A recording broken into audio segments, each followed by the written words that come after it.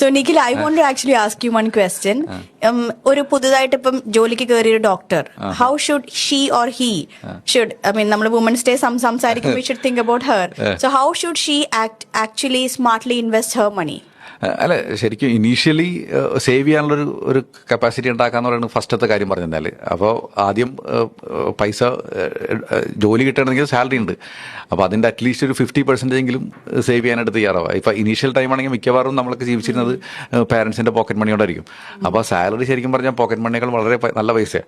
അപ്പോൾ ഇനീഷ്യലി നമ്മൾ സാലറി കിട്ടിയെന്ന് പറഞ്ഞിട്ട് കണ്ണി കണ്ട ലോണൊന്നും എടുക്കാതെ ഇനീഷ്യലി ആ പൈസ ഇൻവെസ്റ്റ് ചെയ്യാനായിട്ട് ശ്രമിക്കുക. ആദ്യം കുറച്ചൊരു ഒരു എമർജൻസി ഫണ്ടോ അല്ലെങ്കിൽ ഒരു കരുതൽ നിധിയൊക്കെ ഉണ്ടാക്കി വയ്ക്കുക.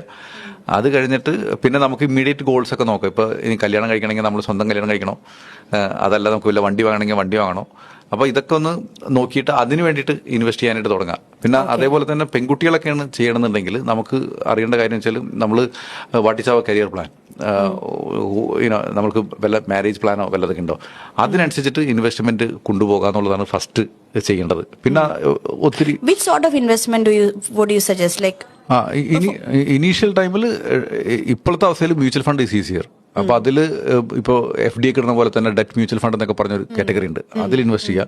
അതേപോലെ തന്നെ പാരലലി ഇക്വിറ്റിയിൽ ഇൻവെസ്റ്റ് ചെയ്യുക, ഗോൾഡിലൊക്കെ മ്യൂച്വൽ ഫണ്ടിൽ കൂടി ഇൻവെസ്റ്റ് ചെയ്യുക. അപ്പോൾ ഇതിൽ ഇൻവെസ്റ്റ് ചെയ്ത് കഴിഞ്ഞാൽ നമുക്ക് ഒന്ന് എപ്പോൾ വേണമെങ്കിലും പൈസ എടുക്കാനുള്ള സേഫ്റ്റി നമുക്കുണ്ടാവും. പലപ്പോഴും ആൾക്കാർക്ക് ഉണ്ടാവണമെങ്കിൽ ചിലപ്പോൾ പല ആൾക്കാരും പോയിട്ട് കുറിയിൽ ചേരും, അല്ലെങ്കിൽ കുറേ ആൾക്കാർ പോയിട്ട് പെട്ടെന്ന് തന്നെ ഒരു വീട് വാങ്ങും. അപ്പോൾ ഇതൊന്നും ലിക്വിഡ് അസറ്റ്സ് അല്ല, പെട്ടെന്ന് ലിക്വിഡേറ്റ് ചെയ്യാൻ പറ്റില്ല.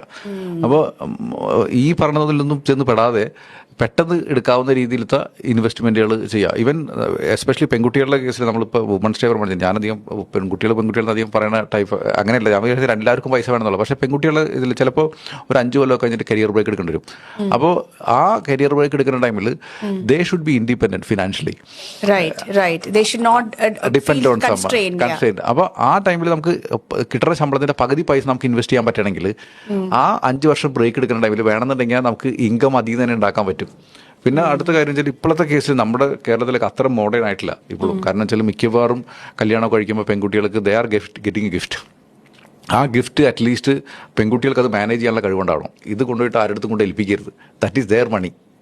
അപ്പോൾ അത് മാനേജ് ചെയ്യാനുള്ള മിനിമം കഴിവ്. കാരണം ശരിക്കും നമ്മൾ നോക്കുകയാണെങ്കിൽ ആരുടെ കേസിൽ നോക്കുകയാണെങ്കിൽ കല്യാണം കഴിയുമ്പോൾ ഹസ്ബൻഡ് ആൻഡ് വൈഫിൽ പെൺകുട്ടിയാണ് റിച്ച് ഈ ഒരു സിറ്റുവേഷൻ. അപ്പോൾ ആ പൈസ ഹാൻഡിൽ ചെയ്യാനുള്ള, സ്വന്തമായിട്ട് ഹാൻഡിൽ ചെയ്യാനുള്ള അറിവ് ആ കുട്ടിക്ക് ഉണ്ടാവണം.